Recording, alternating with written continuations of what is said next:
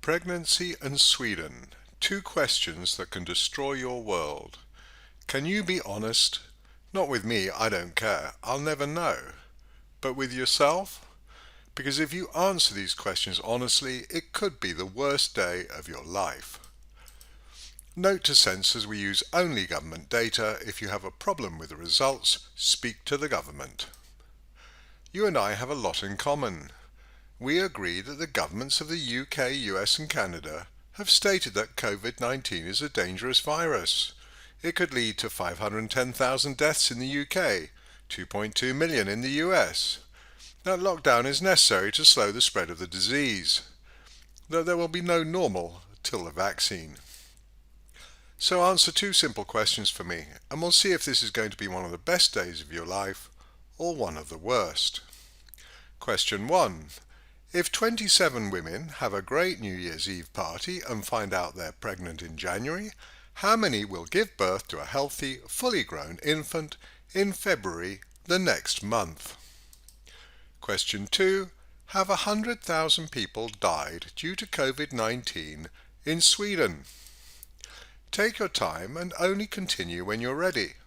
If your brain is already trying to figure out how to explain it, if you've been tricked by me, or if I say something you don't like, good. We've established that your brain is working. Now there's plenty of places you can look, but here's the most recent World Health Organization report for Covid-19 situation report. You can fact check it from the link below, or go to Bing or Wikipedia. 4659. Not exactly 100,000, is it? But it's not over. Fine, it's at peak, so double it, 9318. Is that close to 100,000? Not really, is it? Belgium's been sensible, but the funny thing is, it's had the most babies in the world right now, 83,000 of them. Britain, Chastity Belt Britain, has had the second most babies in the world when you adjust for population, 60,000 of them. Spain, Catholic Spain, so you know they've been careful and quite severe about it, but they've still had 58,000 babies. Strange, isn't it, when they were being so careful? Not like the Far East. I mean, I don't like to be racist, but Australians, they're not like us. They can't be. They were also careful and only had 396. 396, whereas careful Belgium had 83,000. Strict Spain had 58,000, and You Can't UK had 60,000, and Australia had 396. Did we miss something? Should we perhaps be speaking to the parents? Ours or theirs?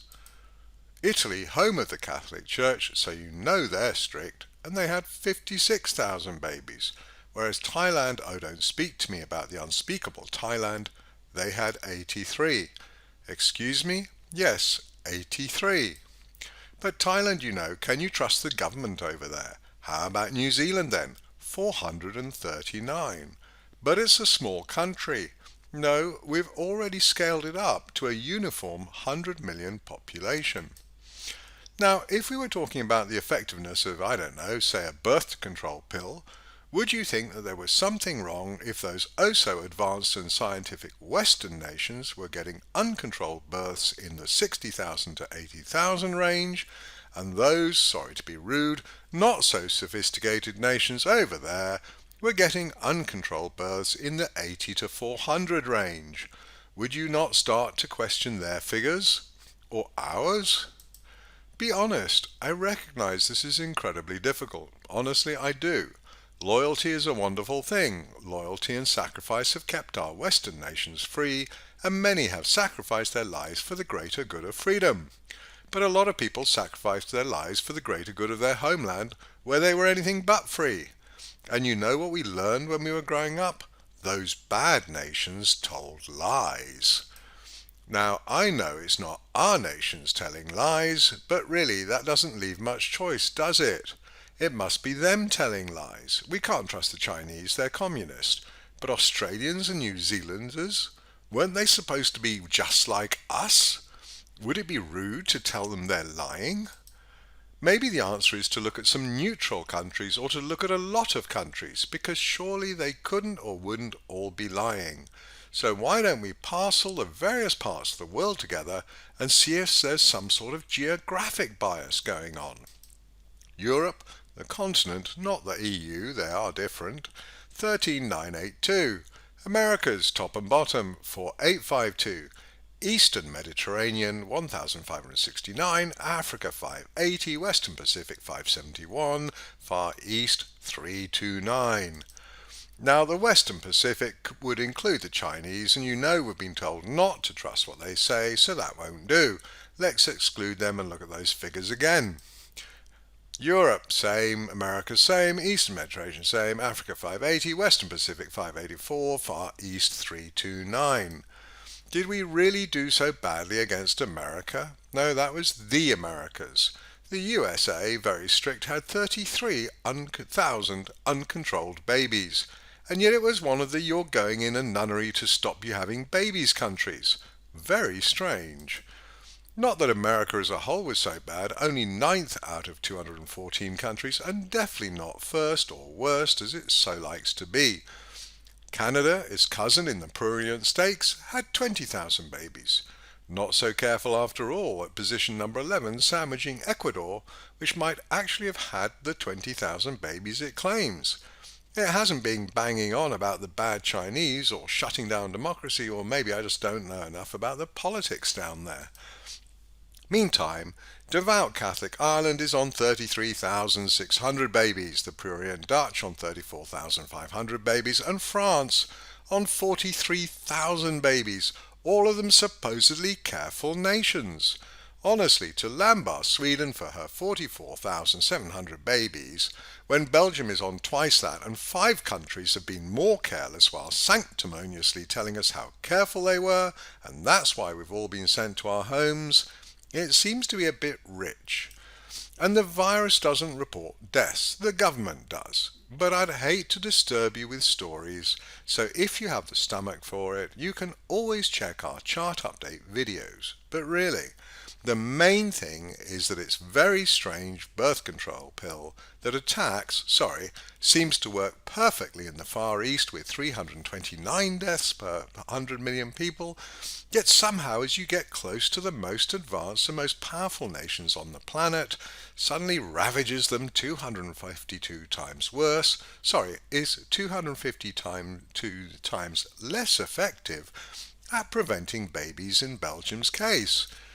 Now, if we were really talking about a birth control pill and Belgians were complaining that they had 252 times more babies than the Far East, but it's not our fault, it's the pill, I think there'd be a few wry smiles and yeah, the pill or the Pilsner. But gosh, it's so scary, one just can't think. And so nobody notices that the figures are absurdly higher for the most powerful nations on the planet. And the media, of course, won't tell you. Meantime, I'm a bit emotional, because I've just heard that lockdown saved 3 million lives in Europe. 470,000 people alive today in the UK thanks to lockdown. That's amazing. Really amazing, because the strange thing is, lockdown never diverted the trajectory of the virus. I mean, if a car is headed towards you and a superhero saves you, isn't it because the car suddenly veers off in another direction? Now, this is a terrible topic to discuss because we'd have to get into maths and charts, and I so don't want to do that. But again, if you're curious, you can check some of our earlier chart updates and other videos. Because all the claims we've seen for why lockdown is working, well, the simple fact is that none of them are accurate. But hey, we wouldn't want to disturb you with the facts or analysis, so we'll leave that for now. I'd much rather talk about pregnant women. You see, everything you've been told has been told to you on the basis of a model. Not the real virus, but a model. And it's a very simple model despite the supposed advanced complexity. It says that uninfected people's susceptibles go down by p each day. It also says that infected people go up by p minus q each day. And it says that q people recover each day. Very simple, and it's called the SIR model. Now, super strictly, the virus has an incubation period, and that's the SEIR model. but we can learn some important things, including the reason I asked you 2 questions, by looking at the SIR model. So the whole model is S.new equals minus P, I.new equals P minus Q, and R.new equals Q. Like I say, all that's saying is the uninfected people go down by P, the infected people go up by P minus Q, and the recovered people go up by Q. Obviously then, if we want to understand the model, we should understand this P and Q. Now, if either one of those is badly wrong, just plain silly, it really doesn't say much for the model. And if the model is plain wrong and silly, and it's the model that got you into lockdown, then, well, that's not just silly, that's really rather disturbing. So let's take a look at Q. This is the number of people who recover from being infected. How is it calculated in this very sophisticated model? You divide the number of infected people by the number of days of the average infection. Yes, it really is that simple.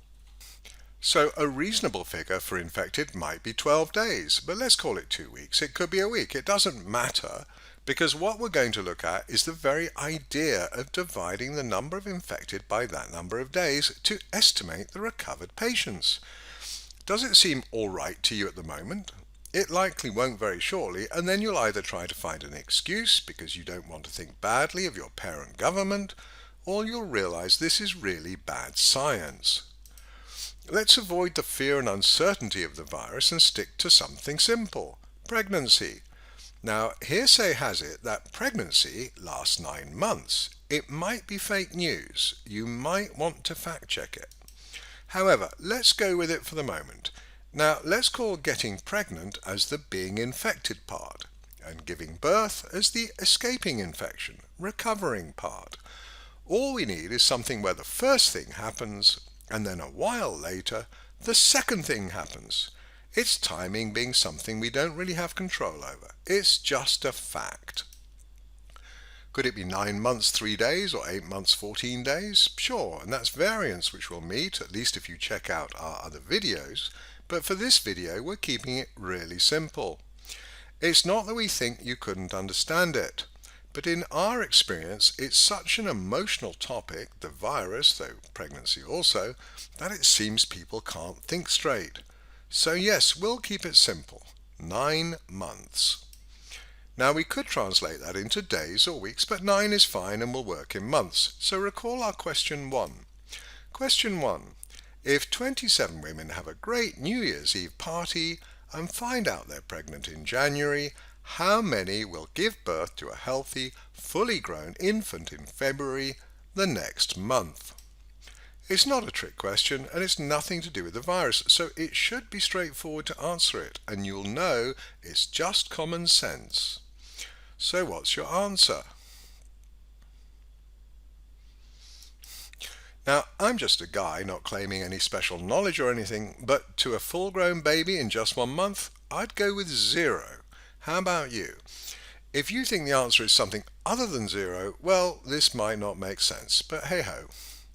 Why is it 0 though? Because in the millions or billions of babies that get born, none of them grow from a fertilized egg to fully grown, 9-month gestated baby in just 1 month. I have no idea if this is accurate. It might be fake news, but at 4 weeks a fetus is only about 0.014 to 0.04 inches long. Appearance: an embryo at 4 weeks will begin to bear a resemblance to a small tadpole with eyes rather than an egg. What does a 4-week fetus look like, healthfully? And there's your link. Yeah, that doesn't sound like a fully grown infant. Now, how many of our 27 women give birth to fully grown babies after just 1 month? Epidemiologists say 3. Nonsense, they never make any statement about babies. Well, if you want to use that excuse, go ahead. But let's look at the arithmetic they used, which after all is the arithmetic they used to put you in lockdown. Conception occurs at month 0. Infection occurs at day 0. Birth occurs at month 9. Recovery occurs at day 14. Are they so very different? A process is begun. The process is somewhat inevitable, not something we really have control over, and it has a fairly fixed duration, and at the end we have a happy outcome. Doesn't that reasonably cover both cases?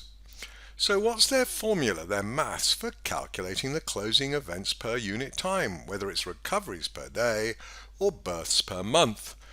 Take the starting figure, how many got infected or got pregnant, and divide by the duration. Seriously, if you want a picture to prove it and a link, here you go. Or do a search on SIR models for epidemiology. Avoiding fancy characters, we write those as ds by dt equals minus bis over n, di by dt equals bis over n minus gi, and dr by dt equals gi. S equals susceptible, uninfected, I equals infected and infectious, and R equals recovered. N is the total population. Ditching the fancy math notation, all that says is today's change in uninfected equals minus bis over n, today's change in infected equals bis over n minus gi, and today's change in recovered equals gi. And like we said, that's really only two terms, P and Q. Today's change in uninfected equals minus P, today's change in infected equals P minus Q, today's change in recovered equals Q, where P equals bis over n and Q equals gi. And G, well, don't trust me, back to Wiki. Infectious for a time period D, then G, that's supposed to be a gamma symbol, equals 1 over D. So, 14 days infectious from infected to recovered, no incubation, then G equals 1 over 14. Like we said, whether it's 12 or 14 isn't material. Whether pregnancy lasted 7 months or 21 months, ouch, normally, the issue would be the same. Fully grown babies simply do not emerge after 1 month. The point is, the model says duration from infected to recovered equals 14 or 12 or 10 or whatever, so G equals 1 over 14 or 1 over 12 or 1 over 10 or whatever. Now what does that mean? The differential equation is dr by dt equals gi, i.e. recovered today or this month, depending which time unit we're working with, equals g times I, the previous number of infected or pregnant if we're doing that. And G equals 1 over the duration equals 1 over 14 if it's the virus or days, or 1 over 9 if it's pregnancy and months. In other words, and why couldn't they just do this, it's today's recovered equals yesterday's total infected over 14, and this month's births equals last month's total pregnant over 9. So that's how they deal with calculating how many complete an event that started a duration D ago. Divide by D. So yes, if 27 women get pregnant in January and pregnancy lasts 9 months, then divide by 9 and 3 women give birth next month, leaving 24 women pregnant. With 3 births in February leaving 24, there are 24 over 9 births in March, or 2.67, leaving 21.33. And sure, you can't have 2.67, but if that was 27,000 pregnant women, you could have 2670 leaving 21,333, so we'll stick with the decimals for the moment.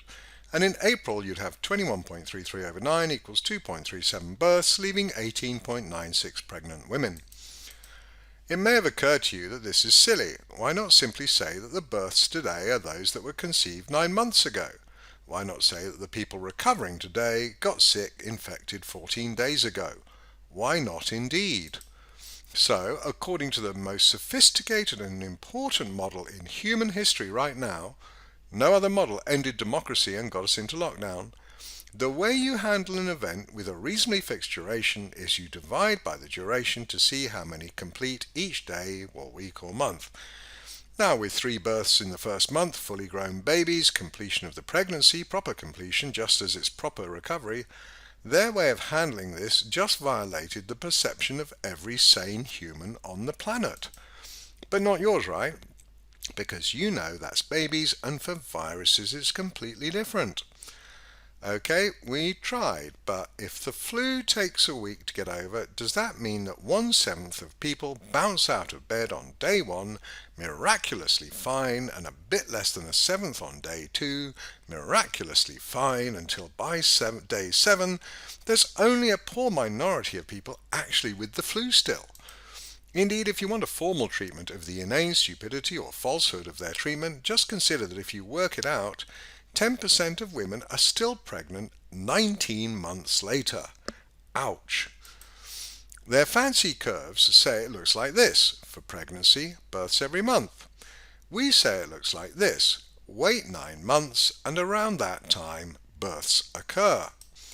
So you have a choice. Stay in lockdown because of people who manage to misrepresent something as simple as waiting for that special day, recovering or having a child, or recognize that despite your massive and unswerving loyalty to the government and scientists that know, that maybe you really ought to do a little fact-checking yourself.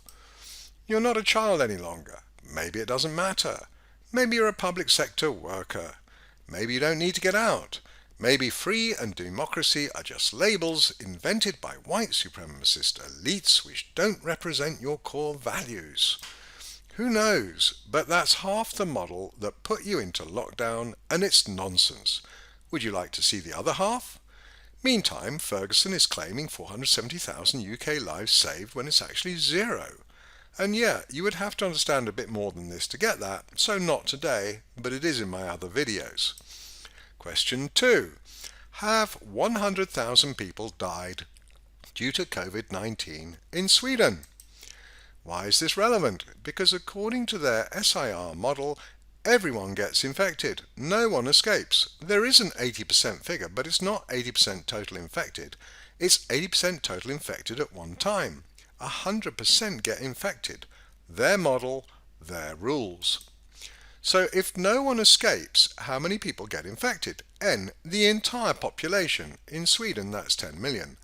What was the quoted death rate? 1% of deaths. 1% of infected, March 3rd, UK CMO. So, 100,000 deaths in Sweden. No lockdown, no escape, just the 1% deaths rule.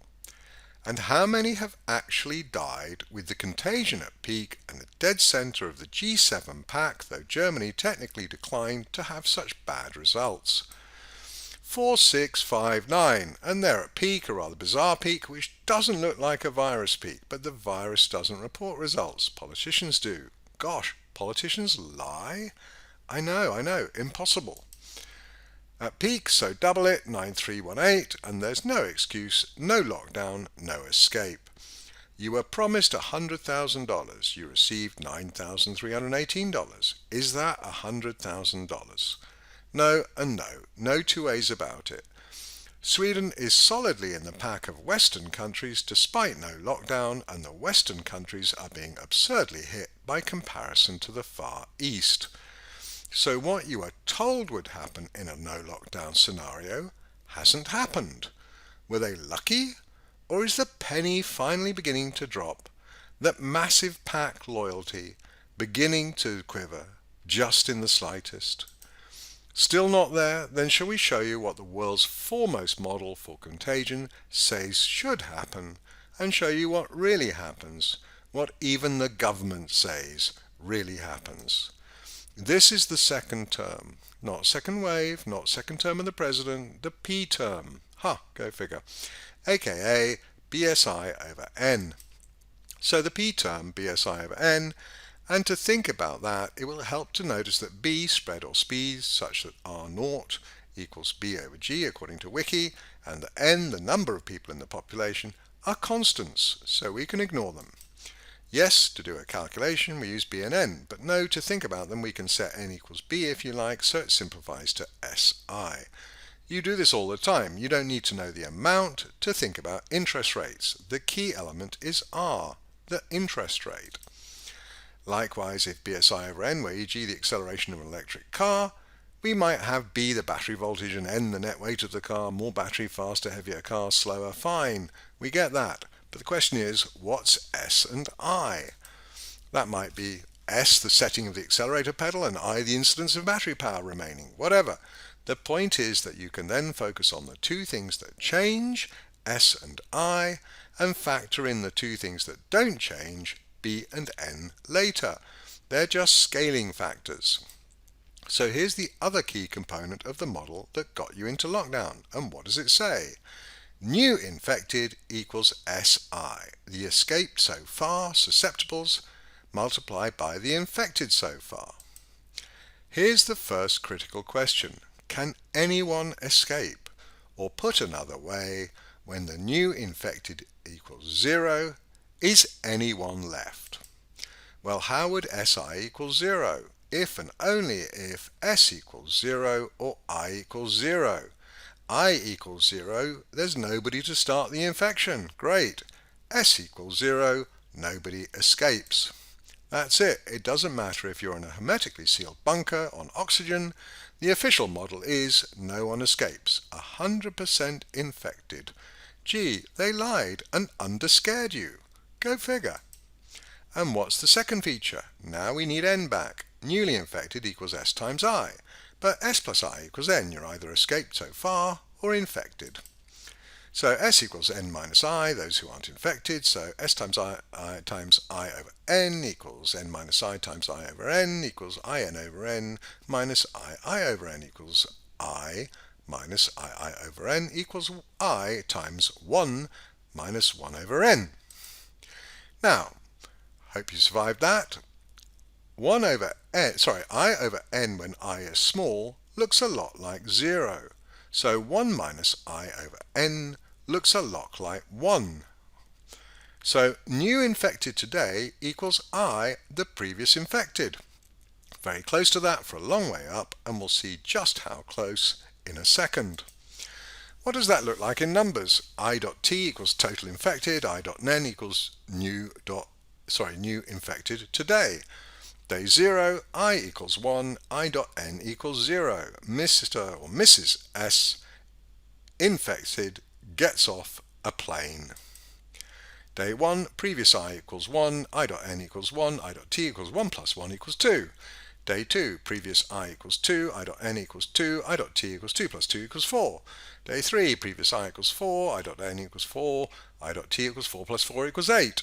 Day 4, previous I equals 8, I.N equals 8, I.T equals 8 plus 8 equals 16. See where we're going with this? 1, 2, 4, 8, 16. What is that? Exponential. We could do that with a B, but I won't read it out. However, each day the new cases is increasing by 2.5 times, 1.5, 3.75, 9.375, 23.4. That's pretty darn exponential again. And just to formalize it, this is what it looks like on a chart. For interest, here's an SI chart. No one escapes, no one recovers. E.g. herpes. And remind me, we have more than one person with herpes in the country. So how come, if no one escapes, we don't all have herpes? Now, lest you think I'm cheating you, here's an official SIR chart from Wikipedia. Note, susceptibles fade, people active with the disease, infected rise and fall in a distended pseudo-normal fashion, and recovered rise in a roughly sigmoid S curve. Here's our official SIR chart for 10 million population, 14-day disease, duration B equals 1, so unaccelerated. Basically, this is the official epidemiological prediction for Sweden, and I've already put Sweden on there. Can you spot it? No one escapes. We've set the calendar the same as the Swedish official World Health Organization data, 31st January 2020, the first case. The last person will be infected 15th of March. After that, there's just a fraction of a person left. And the last person will recover, I drops below 1, on 30th of September. That's not for any clinical reason. That's not bad luck on that person's part. That's simply that I over D is an absurd choice of allocating recovered. Just like I over D is an absurd choice of allocating births, with 1/9 of women giving birth 1 month after getting pregnant.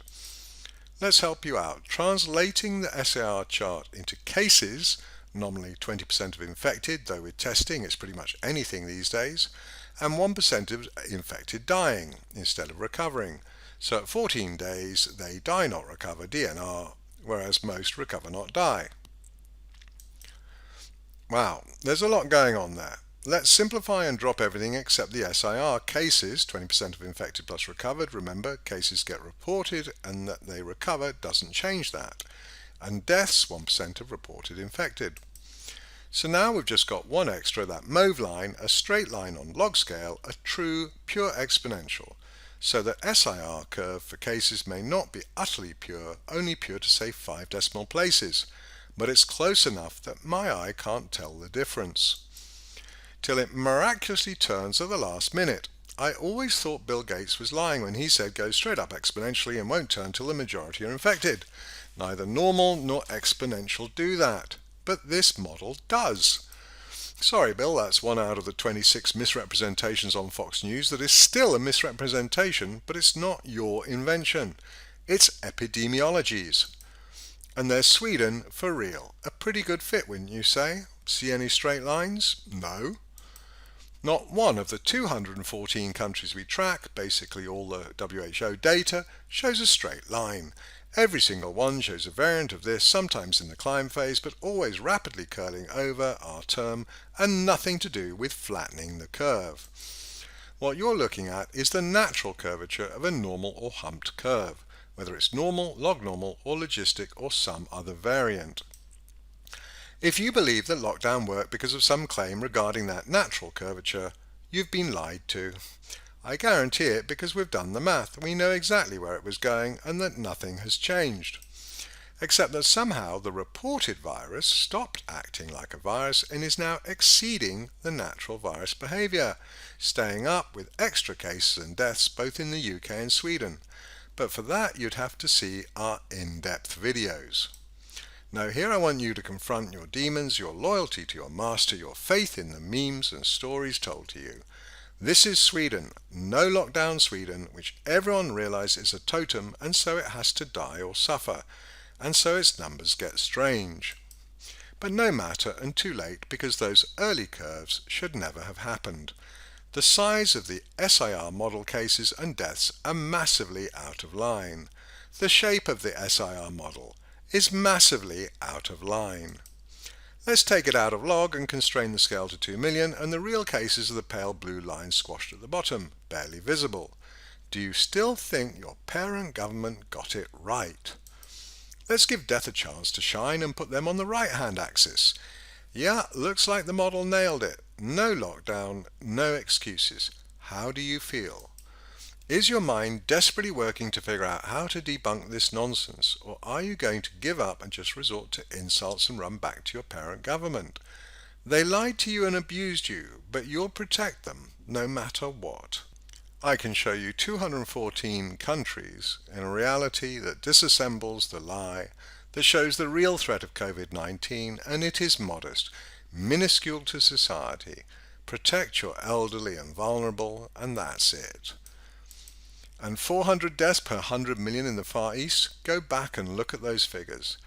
It doesn't even factor as a threat to society, and you're in hiding obeying the government because that's what good people do. They obeyed Stalin because that's what good people do, loyal people, people who love their country. They obeyed Hitler because that's what good people do, loyal people, people who love their country. You just can't believe that it's us this time who are in the grip of people who think lying and fraud are just part of getting the message across. I can assure you, we do have that in common. The difference is, I see what they're reporting and I understand it. You see what the media reports and you believe it. Fact versus fiction, as simple as that. I told you this could be the best or worst day of your life. You have to either lie to yourself and deny the facts, go and do your own analysis, fact check me, so that you can believe the government, or you have to accept that the governments in the West have lied and dissembled to get you to give up democracy and get you into lockdown. If you always suspected that, you will now have the opportunity to know that you were right all along. You just didn't have the facts or the analysis to back it up. That would make this a good day, probably. If you dare not conceive of that, resent the hell out of anyone who suggests that, then happy lying day, because that's what you've got to do now. To yourself, to others, because you've seen and you could fact check, but you won't, because you're afraid of what you might find. I might be telling the truth, every single word, and then where would you be? Better stick to insults, less effort, far safer. It just doesn't change the facts. Yes, this was the simple version. You want this in much, much more detail? Fine. Come and pay attention to the rest of our videos, particularly the chart updates. See you there, or not. I'm Andrew Mather, a 60-year-old Brit, mathematician, financier, technologist, husband, biker, pilot, healer, whatever. Feel free to get in touch, andrew@peerlessreads.com or andrew@amather.com. Either should get to me.